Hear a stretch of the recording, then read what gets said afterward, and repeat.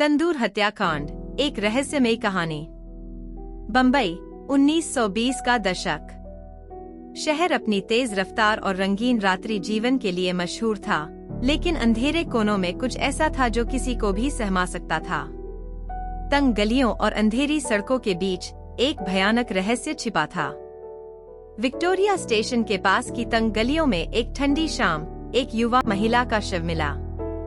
उसका नाम राधा था, जो एक प्रसिद्ध नृत्यांगना थी। उसकी हत्या ने पूरे शहर को हिलाकर रख दिया था। पुलिस अधिकारी रामनाथ उस समय के सबसे प्रसिद्ध जासूसों में से एक थे और उन्हें इस मामले की जांच की जिम्मेदारी दी गई थी। राधा का शरीर बुरी तरह से जला हुआ था और उसके शरीर पर अजीब निशान थे। उसकी कलाई पर एक छोटा सा त्रिकोण बना हुआ था, जो रामनाथ को अतीत की कई अनसुलझी हत्याओं की याद दिलाता था। उन हत्याओं में से हर एक में यही निशान पाया गया था। रामनाथ ने तुरंत मामले की जांच शुरू की। सबसे पहले उन्होंने राधा के परिवार और दोस्तों से पूछताछ की। राधा का एक प्रेमी था, जिसका नाम विक्रम था, जो एक प्रसिद्ध व्यापारी था। विक्रम ने बताया कि राधा को हाल ही में किसी ने धमकी दी थी, लेकिन वह नहीं जानता था कि कौन। रामनाथ ने राधा के घर की तलाशी ली और वहां उन्हें एक पुरानी डायरी मिली। उस डायरी में राधा ने अपनी जिंदगी के बारे में बहुत कुछ लिखा था, लेकिन सबसे चौंकाने वाली बात यह थी कि उसने कुछ दिनों पहले एक अजनबी से मुलाकात की थी, जिसने उसे एक रहस्यमयी संकेत दिया था। जैसे जैसे रामनाथ गहरे में खुदाई करने लगे, उन्हें पता चला कि इन हत्याओं के पीछे एक सीरियल किलर हो सकता है, जो अपनी हर हत्या के बाद यही निशान छोड़ता है। शहर में दहशत फैलने लगी और लोगों ने घर से बाहर निकलना कम कर दिया। रामनाथ ने कुछ सुराग जुटाए और उन्हें राधा के साथ जुड़े कुछ संदिग्ध व्यक्तियों का पता चला। एक दिन एक पुराने पुस्तकालय में उन्हें एक पुरानी डायरी मिली, जिसमें कुछ कोडित संदेश थे। इन संदेशों ने रामनाथ को एक रहस्यमयी समूह के बारे में बताया, जो प्राचीन काल से सक्रिय था और जिसका उद्देश्य अपनी शक्ति का विस्तार करना था। एक रात रामनाथ को एक गुप्त सूचना मिली कि शहर के एक पुराने तंदूर में कुछ संदिग्ध गतिविधियां हो रही हैं। वह तुरंत वहां पहुंचा और देखा कि तंदूर में आग जल रही थी। जब उन्होंने तंदूर की जांच की, तो उन्हें वहां से कुछ जले हुए कागजात और एक छोटी सी डायरी मिली। डायरी में उन सभी हत्याओं का विवरण था जो अब तक हुई थी।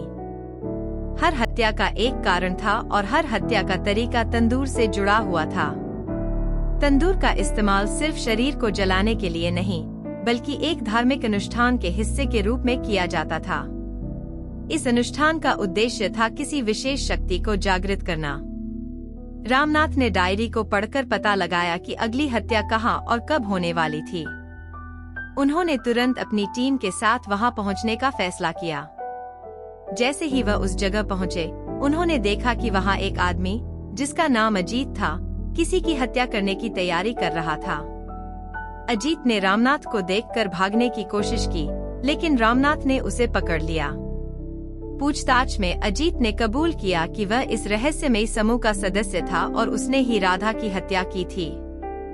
अजीत ने बताया कि यह समूह शहर के प्रभावशाली लोगों से बना था, जो अपनी शक्ति और धन को बनाए रखने के लिए इन हत्याओं को अंजाम देता था। रामनाथ ने अजीत की मदद से उस समूह के बाकी सदस्यों का पता लगाया और उन्हें गिरफ्तार किया। इस प्रक्रिया में उन्होंने पाया कि इस समूह का सरगना कोई और नहीं, बल्कि शहर का सबसे बड़ा व्यापारी विक्रम था। विक्रम ने अपनी पहचान छिपाने के लिए राधा को मार डाला था, क्योंकि उसे डर था कि राधा उसकी सच्चाई सबके सामने ला सकती थी। विक्रम और उसके सहयोगियों को कानून के हवाले कर दिया गया।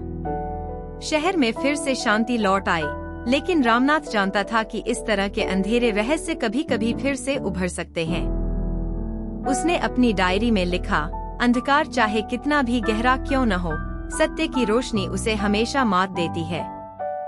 इस तरह तंदूर हत्याकांड का रहस्य सुलझ गया और रामनाथ ने एक बार फिर अपने साहस और बुद्धिमानी से शहर को बचाया। इस मामले ने उसे न केवल एक महान जासूस के रूप में स्थापित किया, बल्कि यह भी साबित किया कि सच्चाई हमेशा विजयी होती है। आशा है कि यह कहानी आपकी अपेक्षाओं पर खरी उतरी होगी। अगर आप इसमें कोई और तत्व या ट्विस्ट जोड़ना चाहते हैं तो कृपया बताएं।